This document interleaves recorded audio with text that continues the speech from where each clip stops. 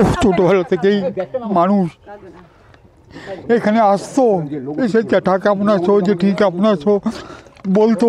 ছেলে ফোন করেছে ওর মাকে, বলেছে যে মা এরকম বড় কাকার ছেলে এরকম প্রীতম এই ব্যাপার দুর্ঘটনা ঘটিয়েছে।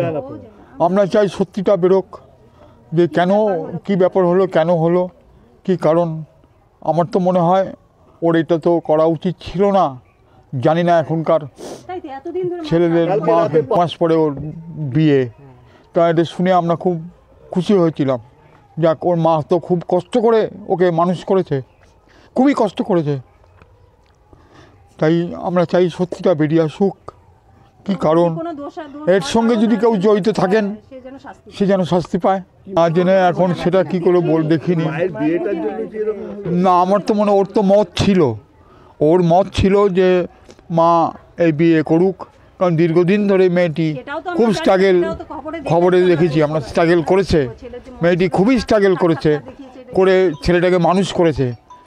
যে একটা হাজব্যান্ড ওয়াইফের মধ্যে একটা মতপার্থক্য দেখা দিয়েছিল, সেইটার থেকে ও ছেলেকে যে এইভাবে মানুষ করেছেন, মানে আমি সত্যি কথা বলছি, ওকে ধন্যবাদ জানাই যে ও এই অবস্থার মধ্যে দিয়ে, পরিস্থিতির মধ্যে দিয়ে ওকে একটা মানুষের পর্যায়ে এনেছিল।